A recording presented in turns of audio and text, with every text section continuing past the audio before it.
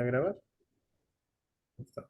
Muy buenas noches a todos y a todas, ¿verdad? Hoy, el día de hoy tenemos un evento muy importante, nombrado La importancia de leer la letra pequeña, taller de estrategias de lectura de minificción, impartido por Alberto Sánchez Argüello, ¿verdad? La mayoría pues ya lo conoce.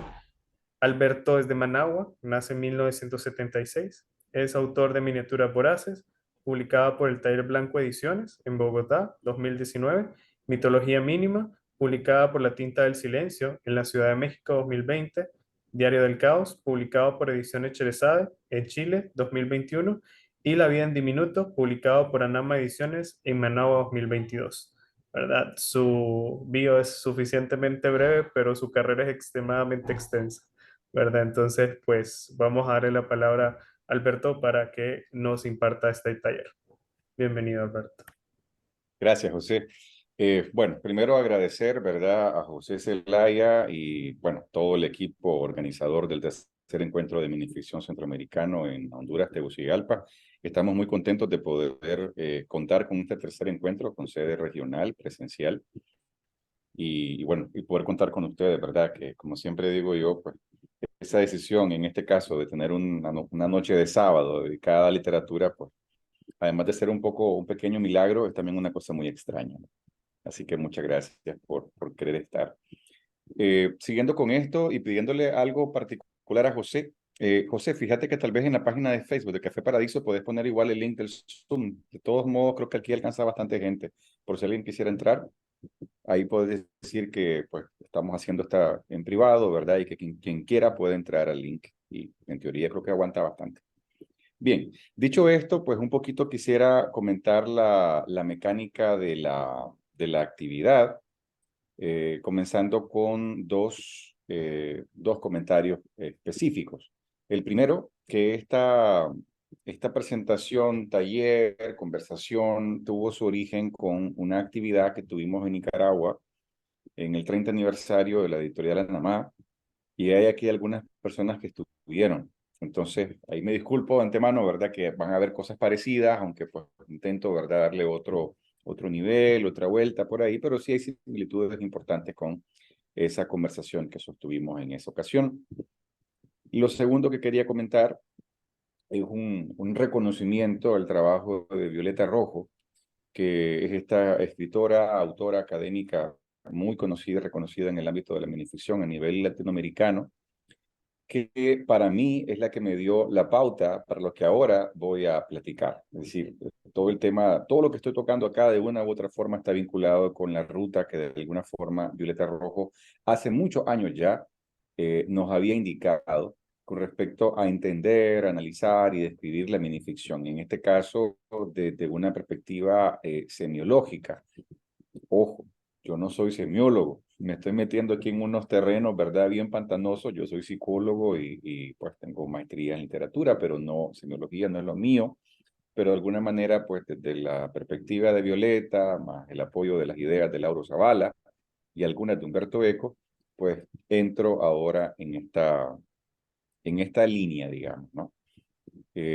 Bueno, dicho esto, el trabajo, la idea hoy es presentar esto yo, pero ustedes pueden perfectamente irme planteando alguna pregunta por escrito o, en todo caso, y lo vamos a hacer, contar con un espacio de conversación abierta, fluida, una vez que yo haya transitado, digamos, por estas ideas, ¿verdad? Pero por favor, que nadie se corte, incluso si en un momento dado quiere hablar, adelante, no tengo problema con eso.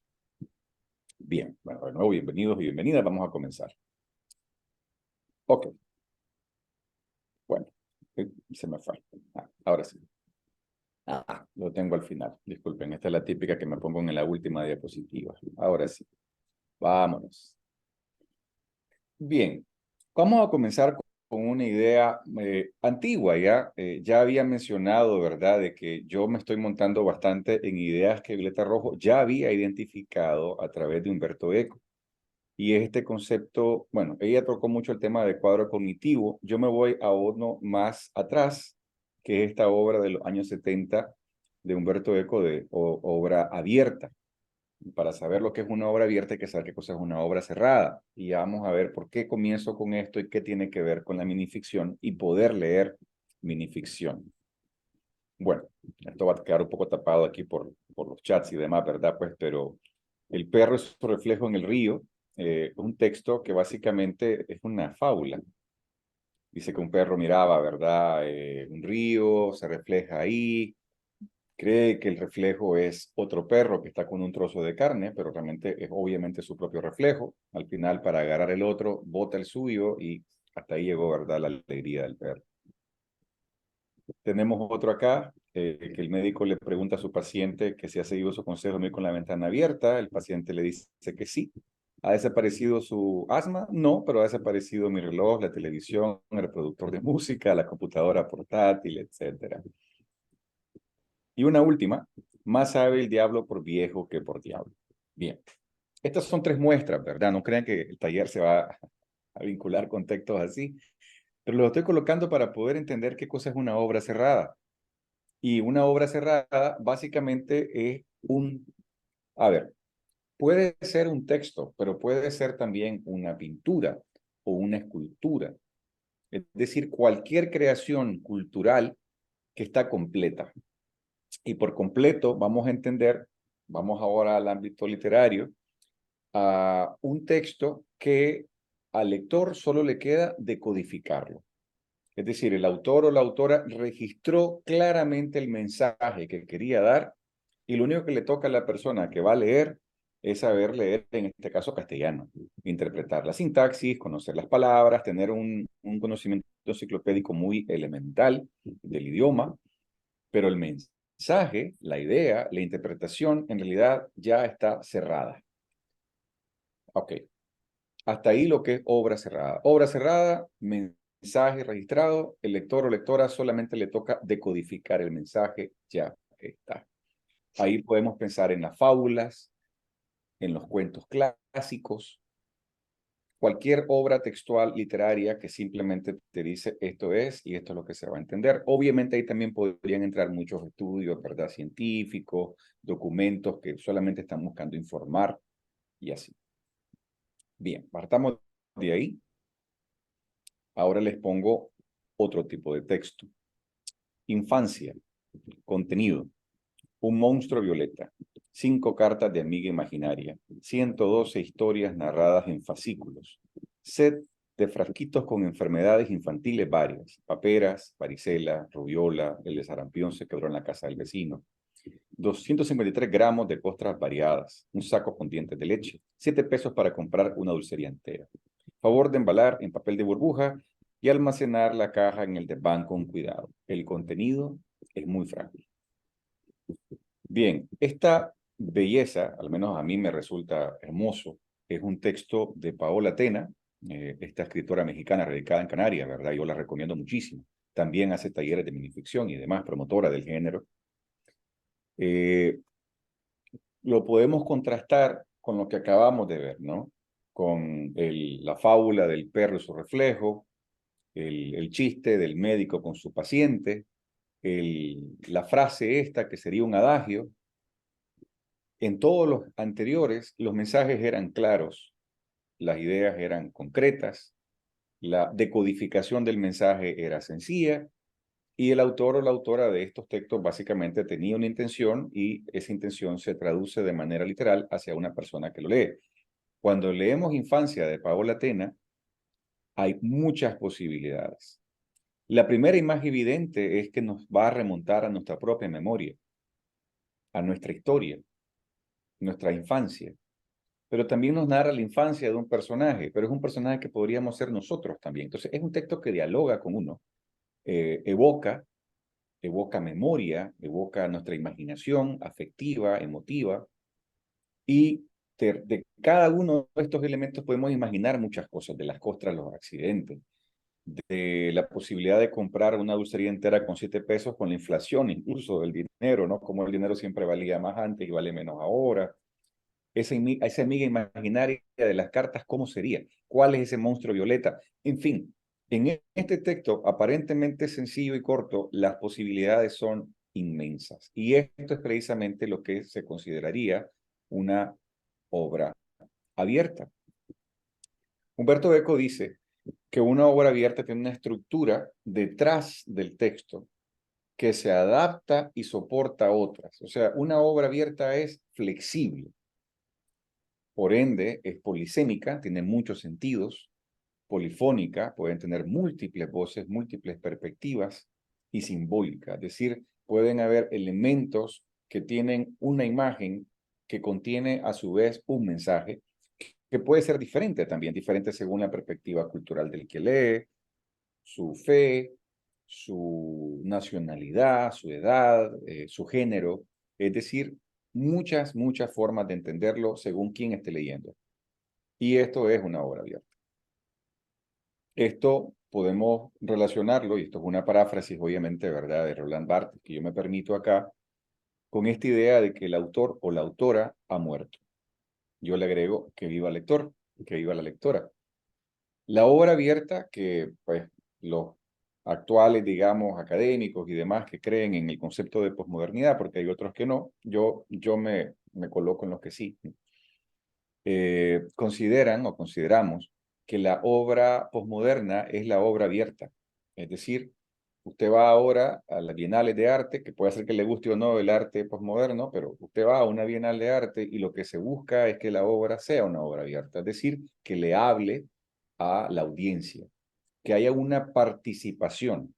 Y agregaría además la palabra yo, co-creación, sobre todo en la parte literaria. La obra es co-creada, pero ya vamos a llegar allá. Y esto nos va a llevar a por qué y cómo se lee entonces una obra de este tipo.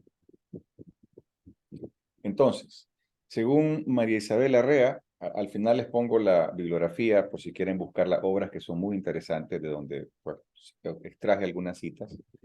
Dice, Isabel Arrea dice que la obra abierta, como no cierra sus secuencias, o sea, la posibilidad de interpretación, contribuye a una fragmentación de lo que se narra y que se desestructura y permite una retórica de omisión, es decir, cosas que no se dicen.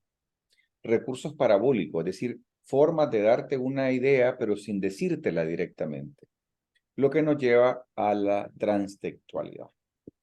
Bien, ¿y qué es esto? Bueno, no se preocupen que ya los voy a llevar un poco para allá, aunque muchos de ustedes yo supongo que ya lo manejan, pero de todos modos aquí lo vamos a ver. Eso nos lleva entonces ahora sí a una obra transtextual, que es una obra abierta, y cómo se lee esto. ¿Qué demonios es esto, verdad? ¿Qué animal exótico es este de la obra transtextual? Bien, una definición sencilla de Wikipedia ya nos dice, ¿verdad?, de que Gerard Genet ya mencionaba este término, que fue el que lo inventó prácticamente, ¿verdad? Y habla de que básicamente es todo aquello que pone al texto en relación manifiesta o secreta con otro texto, incluso con el mismo texto. No voy a ahondar en esto y les voy a llevar directamente a las tipologías más usuales, aunque hay más que las que voy a presentar, que son las que encontramos normalmente en minificción. Entonces, tenemos paratextualidad, hipertextualidad y metatextualidad. Y lo vamos a ver con ejemplos para que sea más sencillo y práctico esto, no vamos a hacer un curso de semiología de Genet en este caso. Requiem por Alonso. Los grandes molinos de la Mancha mueren de tristeza porque ya nadie los confunde con gigantes. Ok. Vamos a centrar, este texto vamos a ocuparlo para dos cosas, pero la primera para la que lo vamos a ocupar es para la paratextualidad. Ok, ¿qué cosa sería el paratexto? El paratexto es todo aquello que es parte del texto, pero que no es la parte, en este caso, narrativa. Estamos refiriéndonos entonces a el título, nos estamos refiriendo también, que en este caso no lo hay, pero podría haber alguna pequeña cita o epígrafe. Cuando estamos hablando de libros, ya podemos pensar en el prólogo, en el epílogo, incluso en la portada, la dedicatoria, todos esos elementos que acompañan al texto central, al cuerpo del texto, es el paratexto. En el caso de la minificción, como es un territorio narrativo tan breve, el título normalmente es una oportunidad muy importante para poder encontrar o introducir, si sos escritor o escritora, la pista o una pista importante para entender el texto. Y como lector o lectora, pues uno casi siempre, pues esa es como una de las primeras preguntas que nos vamos a hacer, ¿verdad? Luego les voy a mostrar algunas preguntas de estrategias de lectura. La pregunta aquí sería, ¿cuál es la utilidad del título? ¿Qué me aporta? ¿Qué me dice? Bueno, Requiem, ¿verdad? Estamos recordando a alguien que murió y ya sabemos que Alonso, cuando lo vinculamos con los Molinos de la Mancha y con Gigantes, pues la asociación que vamos a crear rápidamente, si hemos leído El Quijote de la Mancha, pues Alonso Quijano, ¿no? Entonces aquí está el paratexto. Hay una relación, en este caso, asociativa, y hay una relectura posible cuando volvemos al título. Ya vamos a ver eso después en varios ejemplos. Entonces, primer elemento de un texto entonces transtextual es la paratextualidad, es decir, el uso de esos elementos que no están en el contenido directo, que nos ayudan, que nos dan pistas, que enriquecen la lectura. Otro ejemplo de paratextualidad, que siempre me parece hermosísimo, el sabor de una media luna a las 9 de la mañana en un viejo café del barrio, donde a los 97 años Rodolfo Mondolfo todavía se reúne con sus amigos los miércoles por la tarde. Qué bueno. De Luisa Valenzuela. Bien. Este, que creo que es el texto con el título más grande que conozco, es un texto de la maestra argentina Luisa Valenzuela, ¿verdad? Y hay un sentido, o sea, cuando yo lo he mostrado en talleres, yo les explico a los muchachos y las muchachas que sea así de grande no es un truco, no es como que Luisa Valenzuela nos está viendo la cara, ¿no? Y va. Claramente habla de los silencios, en este caso de Rodolfo Mondolfo, Marco. Es un hombre que ha llevado una vida, que ya es un hombre mayor, y en el momento en que él resume toda esta experiencia vital, emotiva de su día, solo tiene una frase que decir. Qué bueno. La, la experiencia el de este hombre es riquísimo. Y es lo que está. Bueno, y podría seguir y seguir. Pero sí,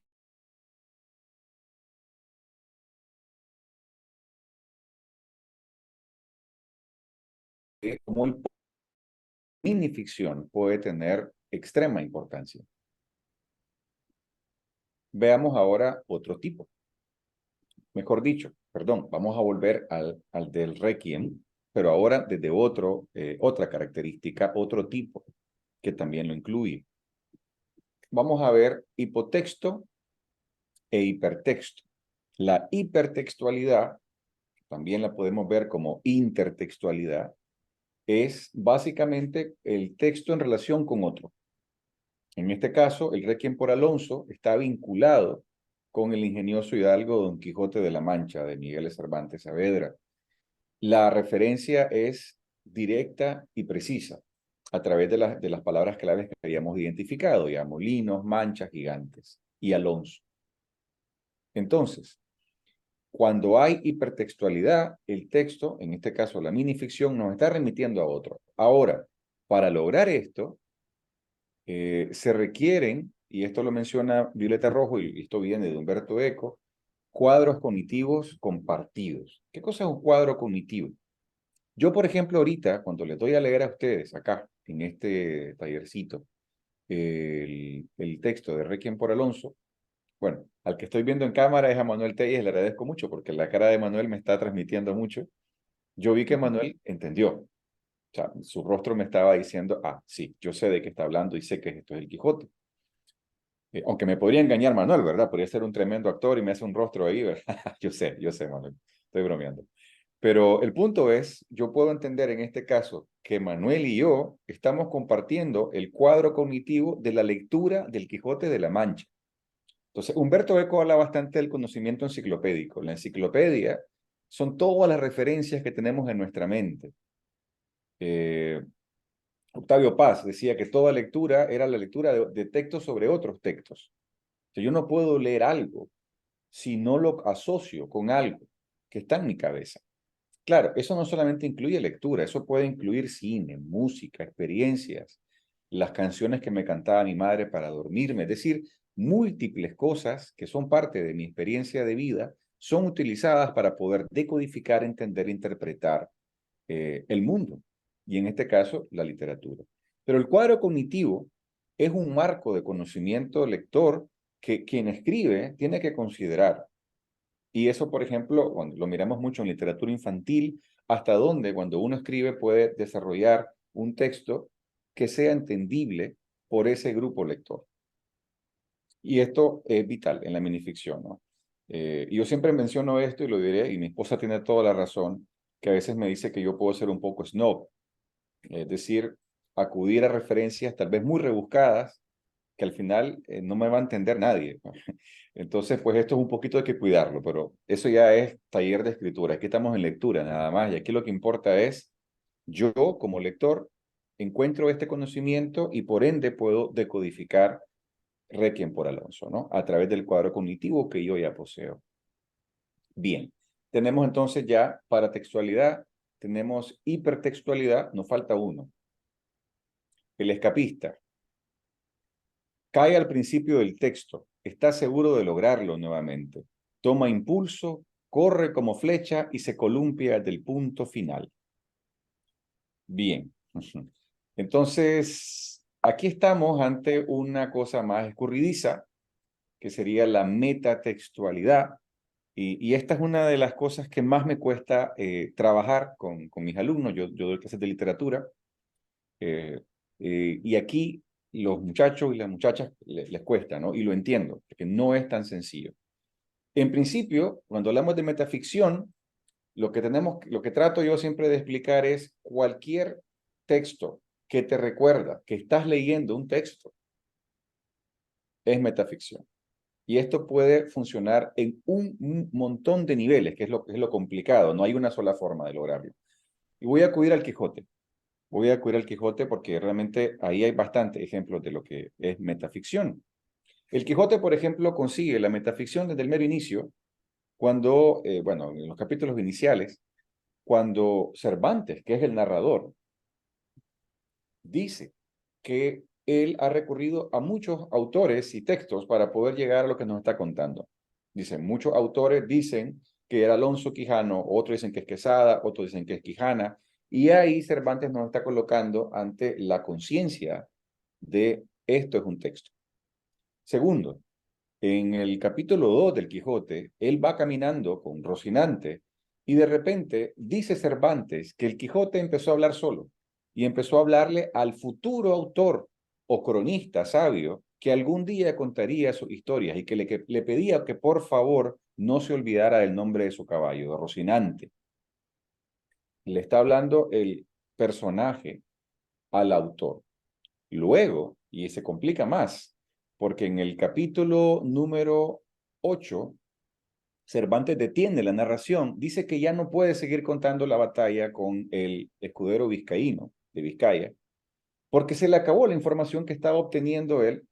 Si usted lee bien, lo estaba sacando de los Anales de la Mancha, que es la fuente que él menciona en esa primera parte del Quijote, que eran como en teoría algún tipo de libro anuario que la Mancha había creado a partir de personajes importantes, en este caso Alonso Quijano. En el capítulo 9 se viene la metaficción más bomba, que es que dice Cervantes cómo él se encontró con el cartapacio en árabe del supuesto autor Cid Hamete Benengeli, historiador, que cuenta la historia de Don Quijote, incluso con ilustraciones. Y hacia el final, perdón, y luego en la segunda parte, el bachiller Son Carrasco menciona que él ha estado leyendo las historias de Don Quijote y por eso conoce lo que pasó en los molinos y todo esto por obra y gracia de Cid Hamete Benengeli.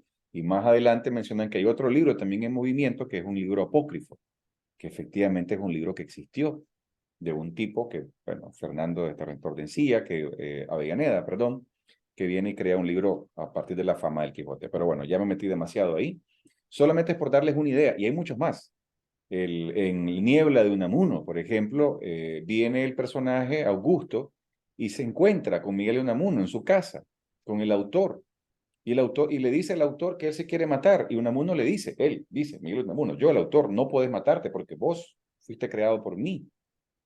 Y le dice Augusto a Unamuno que a lo mejor es al revés, que a lo mejor él como autor vive gracias al personaje que tiene aventuras. Y así va aquello, ¿no? Bien, también la recomiendo mucho, Niebla. Eh, entonces, la metatextualidad puede ocurrir de múltiples formas. Y en la minificción, obviamente, hay muchas posibilidades como esta que están viendo acá, ¿no?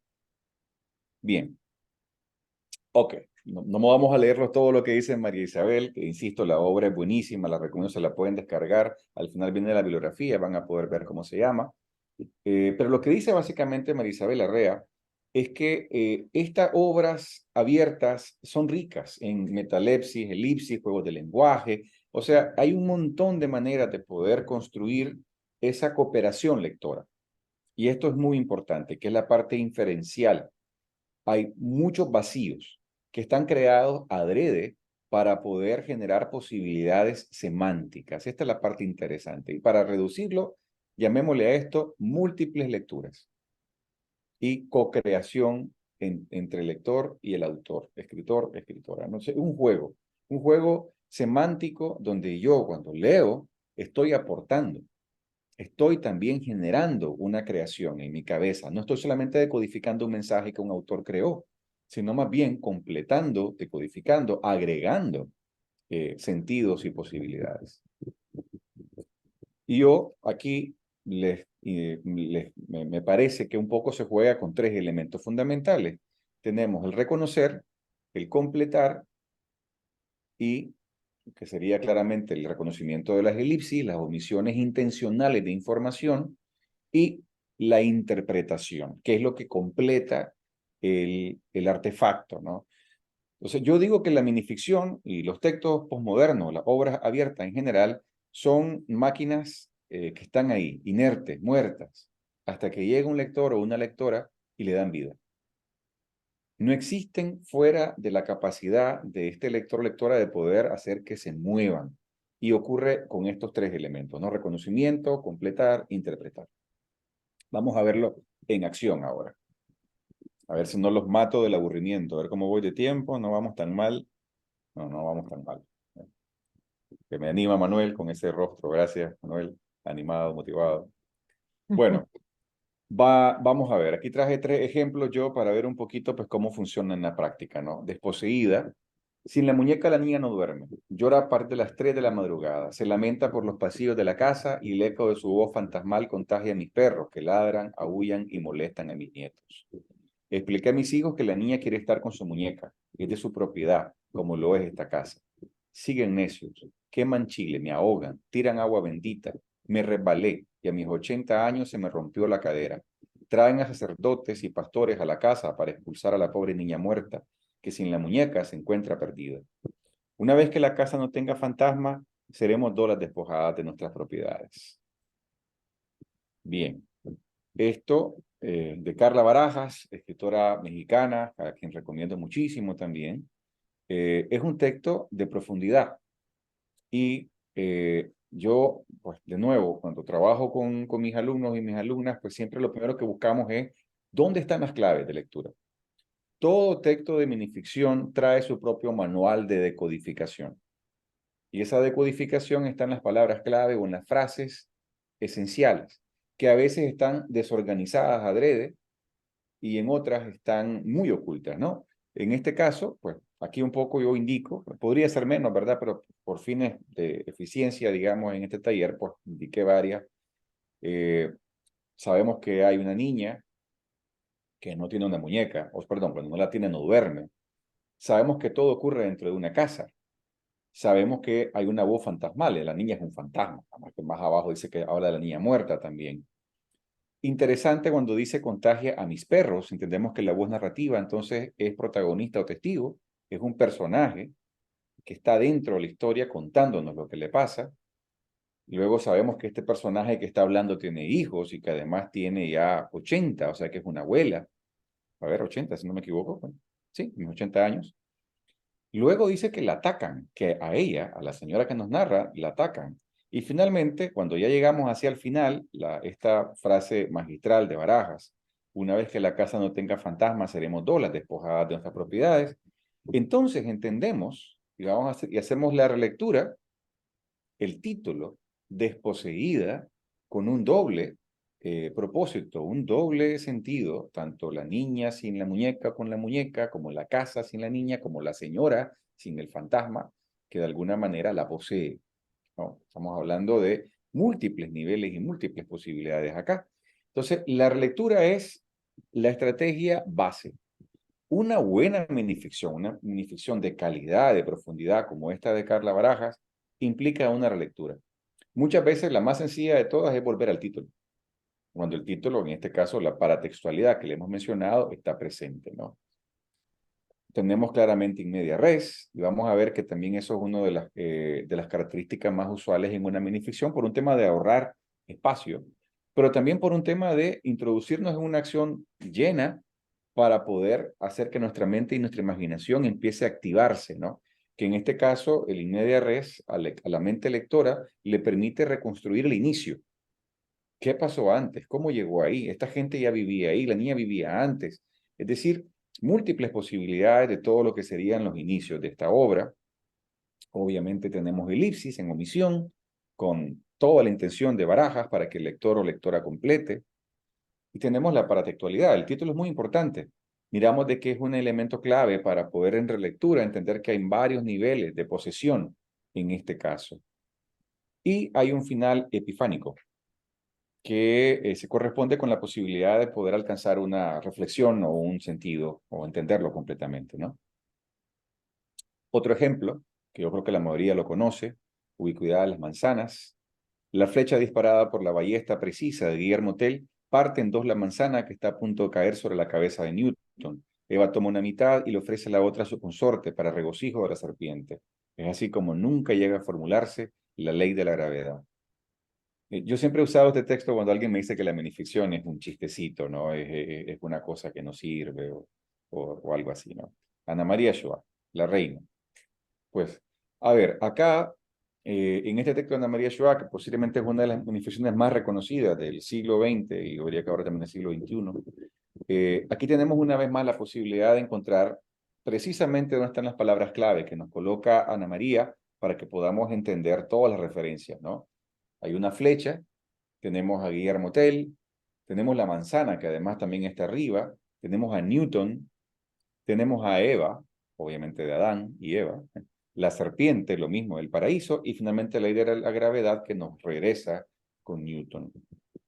Aquí, de nuevo, tenemos un título muy importante, ¿no? Ubicuidad, esta característica socialmente asociada con los dioses, ¿no? La posibilidad de estar en todos los lugares a la vez, nada más que en este caso de las manzanas. Obviamente aquí ya hay un tono humorístico, hay una gracia aquí de Ana María Shoah en el texto, y tenemos un importante uso de cuadros cognitivos. Hay muchas cosas por saber acá. A veces no es tan fácil. Guillermo Tell, por lo menos en mi época, cuando yo era chavalo, todavía recuerdo haber visto algo de Guillermo Tell en televisión o algo así, pero igual es una referencia que tal vez para nosotros en diferentes países latinoamericanos no sea tan usual, a como sí puede ser para los europeos. Quien leyó Ivanhoe alguna vez en su vida, pues lo puede ubicar, u otras cosas similares, pues, pero esta figura de este hombre que le tira la manzana, ¿verdad? Que la ponen en la cabeza de su hijo, supuestamente como parte de un reto vinculado con impuestos, el rey, etcétera. Ya, sí, esa es la referencia de Guillermo Tell. Pero si no, y esto también se menciona mucho, pues a veces hay referencias, si vas a poner una referencia en un texto que sea muy oscura, al menos que no sea indispensable para entenderlo. Ana María Shoah nos da lo suficiente para entenderlo, incluso aunque no supiéramos quién es Guillermo Tell.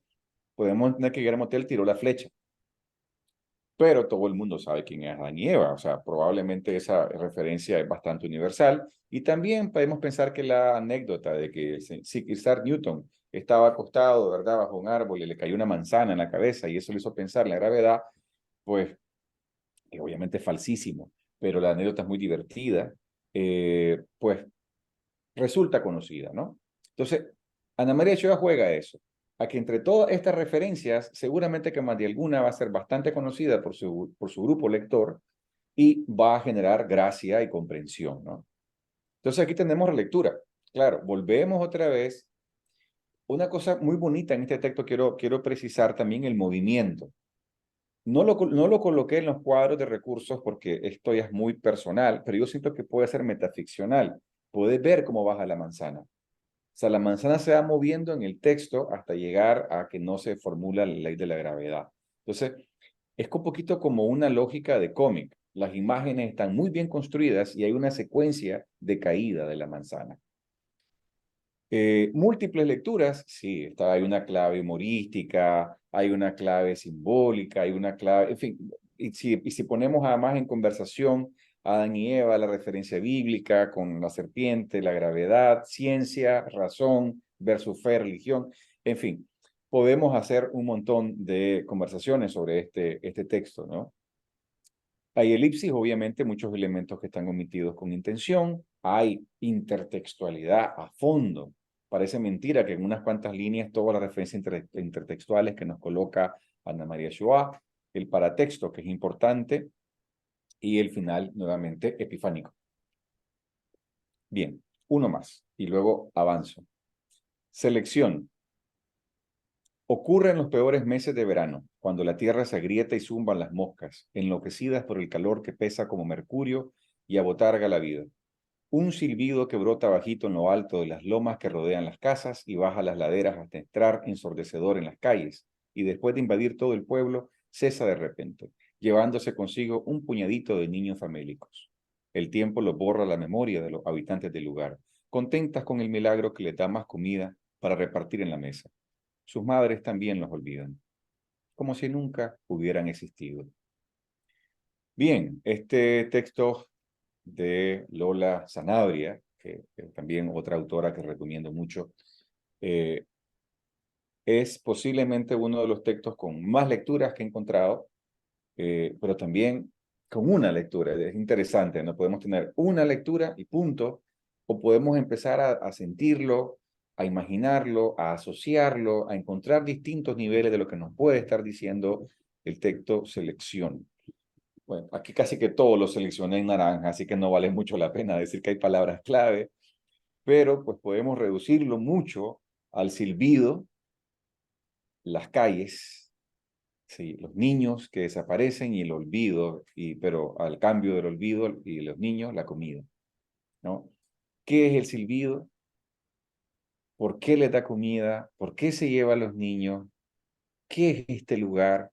A mí me hizo pensar, ay, disculpen tal vez las referencias ochenteras mías, ¿verdad? Que me encantan, pero a mí me hace pensar en Los hijos del maíz de Stephen King. Eh, y no sé si leyeron el libro o vieron la película, pero básicamente eran unos niños que básicamente pues, sacrificaban gente a una especie de deidad que se movía entre los maizales. A Stephen King le encanta el maíz. Hay un montón de historias con al respecto. Pero bueno, sí, aquí tenemos múltiples lecturas. Definitivamente podemos encontrar muchos niveles. Hay elipsis, hay paratextualidad con la palabra selección, que también podemos empezar a imaginar qué significa esto, por qué elige a estos niños, por qué no a otros. Y el final es catafórico. Este término, ¿verdad? Lo retomo de Zavala, que básicamente es un final abierto. O sea, no nos está diciendo cómo acaba. ¿Qué es lo que viene después? ¿Sigue pasando? ¿Esto es circular? Obviamente sí, es un poco circular, ¿no? Es como un ciclo. ¿No? Habla de lo que está ocurriendo y seguirá ocurriendo. Eh, entonces, dicho esto, después de este recorrido, y un poco ya voy cerrando más o menos, les propongo un interrogatorio a la minificción, básicamente estrategias lectoras con preguntas clave. La primera es, ¿qué reconocemos en el texto? Y son las palabras claves que encontramos ahí. Esto para quienes dan clases entre ustedes es vital. Esto es vital para todo tipo de clase de literatura, no solamente para minificción.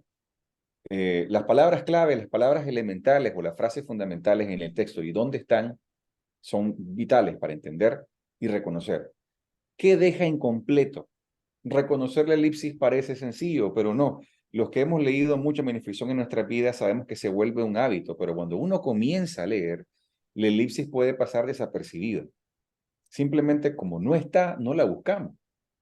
Entonces, la lectura activa busca la elipsis, busca los datos incompletos y se hace preguntas. Es decir, promueve una lectura crítica activa. Ojo, es la diferencia entre lectura pasiva y activa. La lectura pasiva es tan sencilla como, no está la información, paso de esto, me voy, ni sigo leyendo.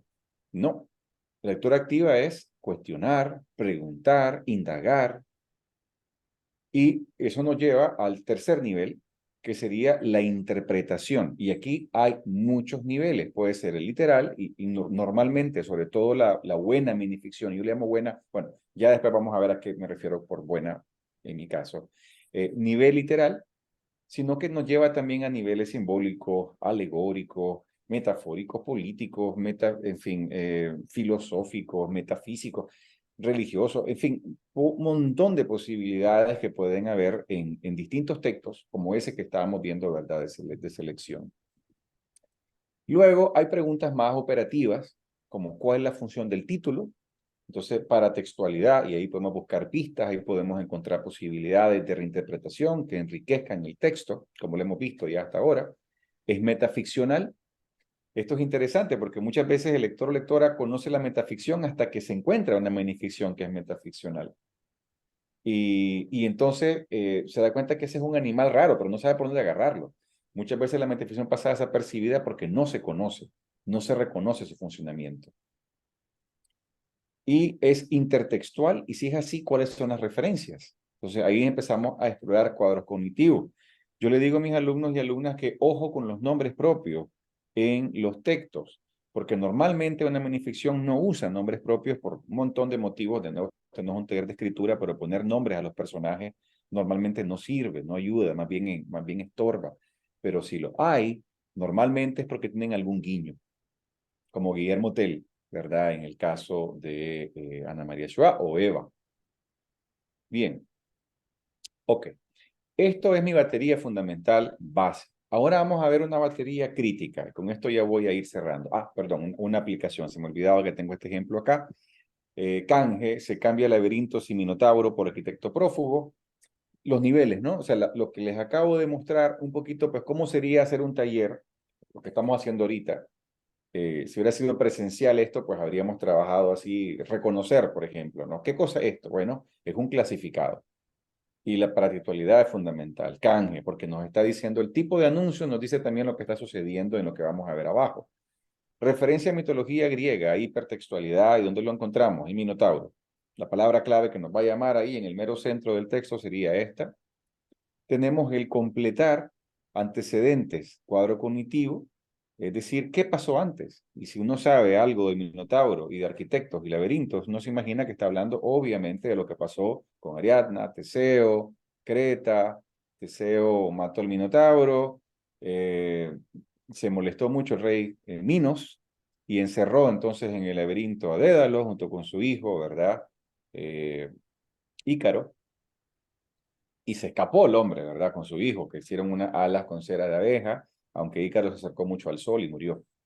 ¿Ven por qué mi esposa me dice que soy snob? Demasiadas referencias. Este es mío. Y me disculpo.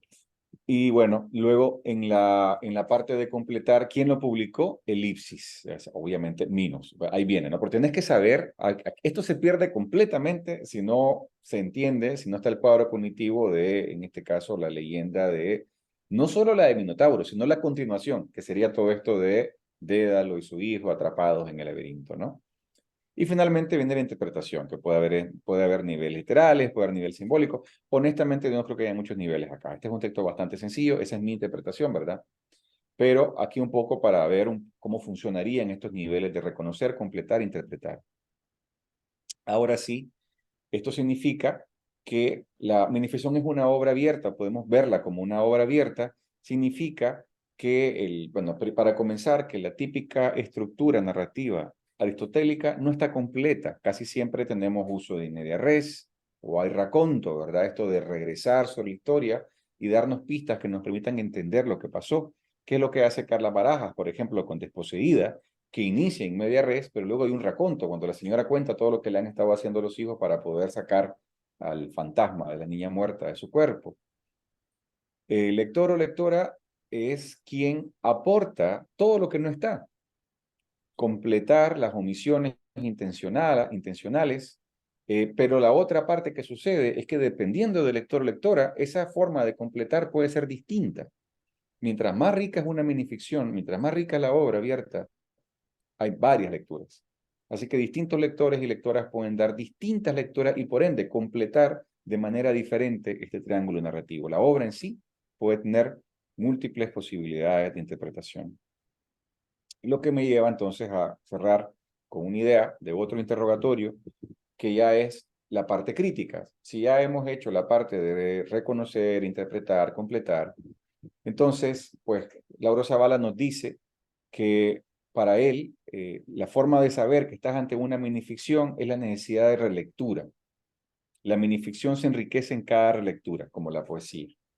Yo creo que esto es lo más bonito que se puede valorar de una minificción, su riqueza, la posibilidad de que lo lees una vez y otra vez y volvés a ella, o múltiples personas llegan a ella y encuentran distintas posibilidades en ese territorio semántico. Para mí, ahí está la calidad. Aquí pongo un ejemplo que no es de calidad. No imaginaba cómo expresar tanta tristeza hasta que tuve que vivirla. Era mi última mañana con ella, pero no quise despertarla. Esto que está aquí, yo lo encontré en Twitter, no voy a decir de quién. En realidad no es de nadie conocido. Y fue la primera vez en el 2011, imagínense. Yo estaba comenzando con esto de la minificción, leí esto, estaba con el hashtag minificción. Y yo dije, no. Fue la primera vez en que yo me negué, me eché para atrás y dije, no, no, me niego a creer que esto sea una minificción. Y si lo es, yo no quiero escribir así, o no quiero leer textos así. Y eventualmente llegaría a este interrogatorio que lo comparto con ustedes, algunos colegas ya lo conocen acá. Para mí, después que ya has hecho la lectura y has interpretado y has completado y demás, te podés hacer otras preguntas.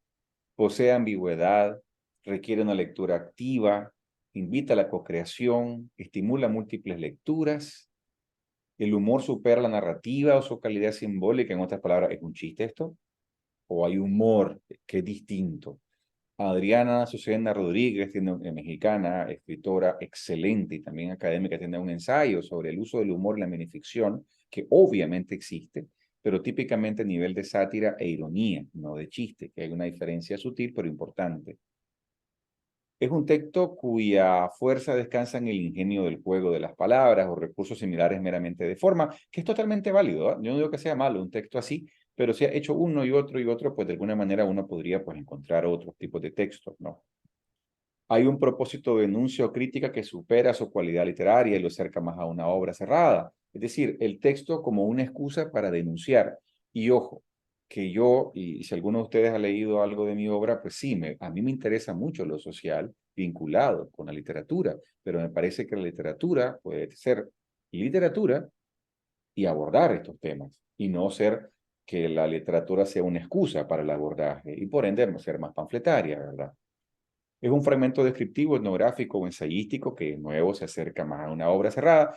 Y por obra cerrada me estoy refiriendo a que cuando uno introduce un tópico social o un elemento etnográfico o ensayístico, si no le das el papel co-creador a quien está leyendo, lo que estás haciendo es transmitiendo una agenda, un mensaje. Eso es una obra cerrada.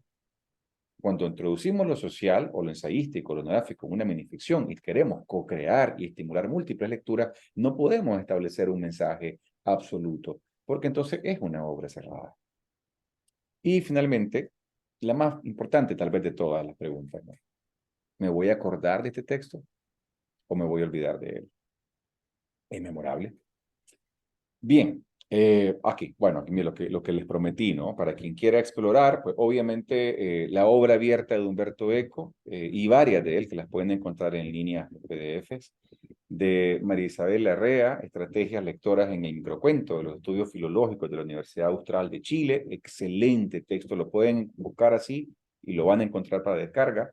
Y de Lauro Zavala, que hay maravillas en internet, pero esta en particular es buenísima, de la teoría literaria a la minificción posmoderna, ¿verdad? Con la Universidad de Dos Valles do Río Docino, que también es un excelente texto y un resumen de muchos elementos teóricos de Zavala sobre la minificción. También está en línea. Todo esto está en línea. Bien, yo hasta ahí paro y veo que casi son las 8, pero bueno, pero aquí vamos a ver si hay aguante, si hay intención y deseo de pues, hablar, preguntar, conversar, pues aquí estamos. Quisiera comentar algo, Sí, Alberto. sí, Yo he comprobado bueno, yo me dije, en mi opinión, la letra pequeña es lo sugerido, lo sí, tácito, lo diluido entre líneas. Es una metáfora que alude a la microficción, a lo diminuto de este género literario, con raíces y alcances gigantescos.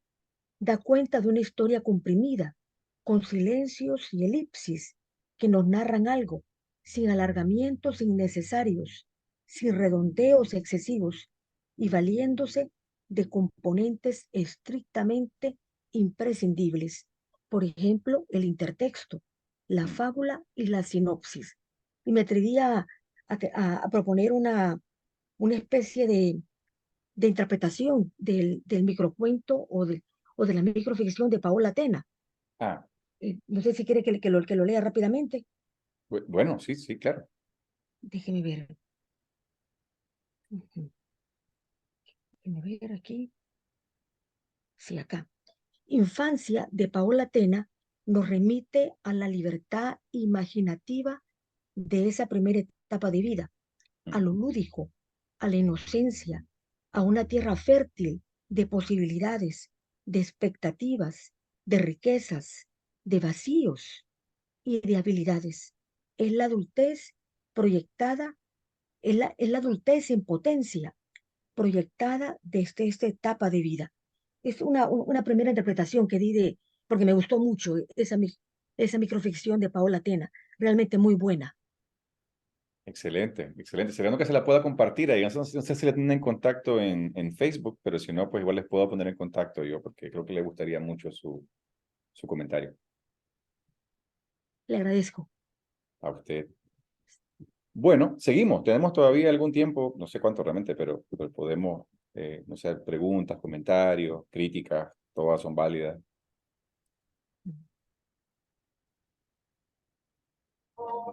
Creo que Luis tenía la mano levantada. No sé si Sí. quiere opinar algo Ok. más. Adelante, Luis. Sí, bueno, buenas noches a todos. Es decirte que el taller a mí me invitaba a descubrir como que existían reglas propias para leer microficción. Sin embargo, las preguntas que acabas de hacer, los interrogatorios, ¿no? Funcionan como para leer incluso cuentos, poesía, novela, etcétera. Pero más que todo, yo quería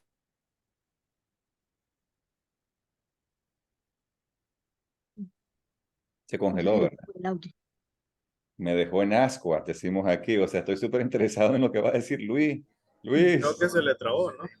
Qué lástima. En el momento justo se quedó trabado el hombre. Bueno, vamos a ver si vuelve. ¿Aparece Luis todavía conectado? No, no. Bueno, veamos si reaparece Luis igual. Qué pena. No sé, alguien más, ¿verdad? Por mientras, algún comentario, pregunta para Alberto para que podamos cerrar este taller. Don Alberto, ¿usted Sí, qué diferencia encuentra entre la microficción y el microrelato? ¿Qué similitudes y diferencias encuentra entre una y otra, entre unos y otros? ok. Voy a dar dos Ujú, respuestas a esto. La primera tiene que ver con la terminología. ujú, Hay un debate, y no lo pretendo cerrar hoy, porque esto daría para una conversación completa nada más, sobre cómo diferentes académicos en distintas latitudes han tomado la decisión de nombrar la narrativa breve. Yo me ascribo a la de Lauro Zavala en México, que es la minificción. Actualmente hay tres grandes, básicamente: microrelato, microficción y minificción. En uno de los congresos de la narrativa brevísima de la minificción que se dio a ver, más de 15 años atrás creo que fue, no recuerdo el año exacto, decidieron que minificción era como un término paraguas, o sea, como que podía incluir distintos tipos de textualidad brevísima. Ahora, en España, por ejemplo, microrrelato es como se va a entender cualquier tipo de narrativa brevísima, ¿no? Es decir, eso, que está narrando algo. Si la narración no es evidente, ya no le llaman microrrelato, le llamarían minificción, que sería como cualquier otra cosa que sea ujú, cortita. ujú, En Chile, el término es microficción y eso es lo que se utiliza. Yo, por ejemplo, cuando publico en Chile, me publican microficción. Cuando publico en México, me publican minificción. Entonces, ahí la terminología tiene que ver con eso, ¿no? Pero la minificción en teoría engloba todo. Pero como le digo, a veces es tan sencillo como que en distintos países se han acostumbrado a usar un término diferente a otro. Aquí en Centroamérica, por ejemplo, estamos empujando bastante minificción, pero por ejemplo en Costa Rica dicen mucho microrelato ujú, y nadie se pelea por eso, ¿no? ujú. No pasa nada. Bueno, esa sería mi respuesta. Ujú. Muchas gracias. La orden. Bueno, Aquí solo algo, solo si querés acabamos con esto que puso Manuel. Contaría como minificción o faltaría algo más. El tallerista empezó al taller captar la atención de los participantes, pero un ruido distrajo su atención. Esta semana retomaremos el curso. Está buenísimo, Manuel, gracias. Bueno, yo creo que sí. Bueno, solamente mi compromiso de mandarles a las personas que están acá, y igual las que no vinieron, no importa, yo les pasaré por correo la presentación que acabo de compartir el día de mañana. Se las comparto. Bueno, pues, Cecilia dijo algo. Sí, No, hola. creo- Sí, sí, sí. sí. Ok, muy buenas noches, Alberto. Solamente un comentario y luego una pregunta. Eh, Empecé a leer microficción gracias a vos, con tu libro de La vida en diminutivo. La verdad es que inmediatamente cuando yo te escribí, yo te dije, me voló la cabeza. Quería leerlo de nuevo, tenía que leerlo de nuevo y no tenía la más mínima idea de estas claves para poder leer minificción. Y creo que la buena minificción te permite encontrar esas claves sin siquiera pasar por uno de estos talleres. Por sí sola se va develando esas claves de poder interrogar al texto, de poder completar la lectura, tener esos espacios comunes entre autor y lector para poder completar el mensaje. Entonces, sí tengo que comentarlo, yo creo que sos un gran beneficionista y que por sí solo tu texto también nos da esas claves. Pero mi pregunta es que en otras ocasiones has hablado que falta crítica literaria para abordar la minificción. Entonces, mi pregunta es, ¿hacia dónde crees que deberíamos de encaminarnos o cuáles serían los siguientes pasos para que esto sí exista? Pues yo creo que, a ver, precisamente yo estoy ahora con esta propuesta de este taller y lo que hice también, que como ya dije antes, esto nació realmente con la propuesta con Anamá en la Alianza Francesa de Managua, este año, en enero, el año pasado, no me acuerdo. Bueno, en fin, creo que fue este año. Entonces mi idea es precisamente, y con Violeta Rojo alguna vez hablamos de hacer estos talleres precisamente de lectura. ¿Por qué? Porque si no hay una lectura crítica de la minificción, no puede haber una crítica de la minificción. Mucho se estila, y esto también creo que ocurre en poesía, cuento y novela, que de repente la gente se junta y dice, qué bonito esto, qué bonito aquello, pero nunca hay una crítica. La crítica puede ser obviamente favorable, o me gustó o no me gustó, pero para mí, y siempre le pregunto esto a mis alumnos, lo mismo, ¿no? Por ejemplo, leemos X cuento. ¿Qué les pareció el cuento? Malísimo. Perfecto. ¿Por qué? No sé. Va. ¿Por qué te gustó? ¿Por qué no te gustó? Es cuando nace realmente la parte más interesante, ¿no? Que es poder criticar algo. Y para mí lo que necesitamos es dotarnos de herramientas de lectura activa y crítica. Para todo. Como decía Luis, precisamente que yo creo que está por allá de nuevo. Entonces, ¿para dónde vamos? Para mí, vamos hacia la posibilidad de lo que hacen ustedes, booktubers, por ejemplo, Cecilia Beck, que es leer, compartir sus opiniones, sus comentarios. Luis Sánchez también lo hace. Y esa posibilidad de poder mediar y poder generar opinión crítica, qué te evocó, qué te imaginaste, acostumbrarnos a ese pensamiento y no solamente pasar a través de las obras y la cultura como algo que me entretiene y ahora venga la otra, sin detenerme a pensar sobre lo que estoy leyendo, para mí es vital. No solo con este taller, para mí, insisto, la labor cultural que ustedes hacen desde Instagram o de Facebook o en talleres o diferentes espacios como Luis en la Biblioteca Alemana, por ejemplo, con la entrevista, es vital, porque es lo que permite precisamente poder establecer un diálogo con el autor, con la obra y con los lectores. Y para mí la parte más importante es darle su lugar al lector y la lectora, porque mucho tiempo ha habido ya en que los autores están, o estamos, no sé, yo no creo que no estoy ahí, pues en una especie de como de eh, cúspide, ya no. Toda obra puede ser criticada, puede ser analizada, leída, degustada, criticada, y eso para mí es lo bonito. La obra es un ser vivo que ya existe fuera de nosotros y merece atención por aparte. Y para eso hay que saber leerla, sin embargo, y la crítica de la lectura para mí es fundamental. Eso. No sé si Luis iba a decir lo que iba a decir y podemos cerrar por ahí, José. Sí, por aquí estoy. Perfecto. Luis, que nos dejaste, bueno, a mí por lo menos estoy súper en ascuas con vos, no sé qué ibas a decir, hombre. Sí, solamente resumido, de que el taller me invitaba a descubrir reglas directamente para leer microficción. Sin embargo, pues las preguntas que hiciste, como te decía antes, funcionan para leer todo, novelas, cuentos, poesía, etcétera. Y lo otro es que no quisiera quedarme con el sabor de boca sobre la obra de Luisa Valenzuela, porque según lo que explicaste, ella tomó casi un párrafo de un texto para título y solamente escribir qué bueno para mí es como una forma de burla hacia el lector. Sin embargo, lleva su proceso, lleva su lógica y, y pues, o sea, el desconocimiento pues de la obra de ella me lleva a hacer ese análisis agreste. Entonces, me gustaría preguntarte que si toda la obra de ella en base a eso o cambia su estilo. Ese es un excelente comentario, te lo agradezco, Luis. Lo que pasa es que también cuando sacamos las minificciones de su entorno original, que en este caso sería un libro, obviamente, y eso también es importante, ¿no? La lectura en contexto influye un montón. No es lo mismo leer este texto en este PowerPoint que yo mostré hoy, a leerlo en un libro en el que vas cursando distintas páginas y de repente llegas a este texto. ¿Y qué sucede? Bueno, que has recorrido una variedad de estilos, artificios y formas en que Luisa Valenzuela escribe, o una obra en la que te das cuenta que Luisa Valenzuela explora muchísimo la identidad argentina, su historia, su trauma histórico incluso, y también sus gentes, sus maneras, su identidad.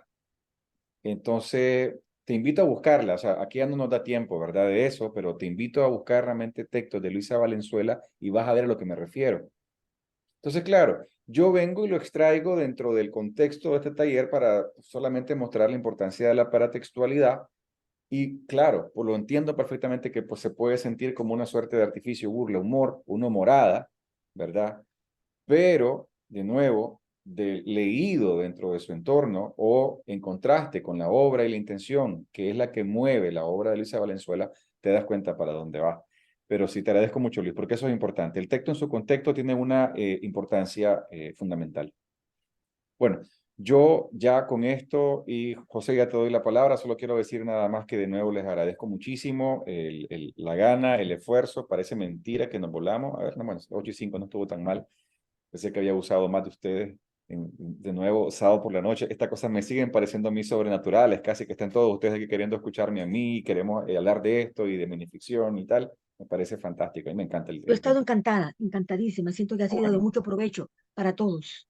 qué bueno, Carla, gracias, gracias Y, por estar y por y me conocer. gustaría, no sé si es mucho, que le diéramos Carla, la palabra a la doctora Alejandra Munguía, a la poeta Alejandra Munguía, que nos dijera qué le pareció su ponencia, su participación en el taller. bueno, si ella quiere decir algo, Sí. Alejandra, bienvenida. Bueno, mucho gusto, buenas noches. La verdad que sí estoy muy motivada y muy contenta. Yo hasta anoche me enteré yo te escribí, pero me enteré hasta anoche, dije yo tal vez alcanzo y bueno, lo logré. Y estoy muy, muy motivada y muy alegre y ahí tomé notas y todo porque me parece súper interesante, inclusive pues como mencionaba también Luis y Carla, estas interpretaciones, es decir, va mucho más allá de la parte, como mencionaba vos, del texto, sino que es todo, el hipertexto, el metatexto, tantas cosas y el mensaje profundo, incluso llegar hasta el inconsciente de la persona. Entonces me parece que a través de la minificción podemos nosotros de alguna manera, pues sí, conocer el alma, el ser, la esencia del escritor y también de lo que representa con respecto a su contexto. Entonces yo estoy encantada, así que muchísimas gracias. A la orden. Qué alegre, porque ese es precisamente el propósito, ¿no? Generar conversación y en el fondo, y no tan en el fondo, como sabe José, parte de esa suerte de búsqueda, exploración de lectores y lectoras que se sientan motivados precisamente y motivadas para leer minificción, para poder disfrutarla, para poder degustarla y también para poder criticarla, que es muy, muy importante.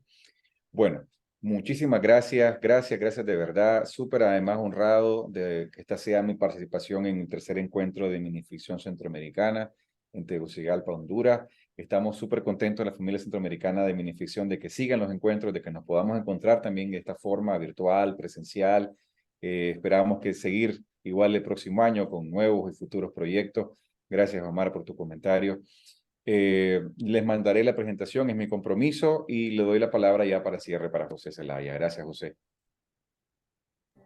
No, pues buenas noches a todos desde aquí, desde el Hotel Alameda, ¿verdad? En Tegucigalpa, Honduras, aquí es donde están hospedando todos los autores, Costa Rica, Nicaragua, Guatemala, México, ¿verdad? La hemos pasado muy bien en estos días, hemos viajado a diferentes lugares y pues excelente, gracias a Alberto, ¿verdad? Por este taller que siempre está dispuesto y también nos hizo falta aquí en este encuentro, porque él es esencial. Gracias a él, siempre lo digo y lo voy a decir donde sea, gracias a él estos encuentros se pueden realizar, ¿verdad? Entonces hoy despedimos a todos nuestros autores porque ya regresan a sus países, pero creo que este taller ha sido de muchísimo aprendizaje y así como fue este taller, les voy a pedir que no se pierdan el día de mañana.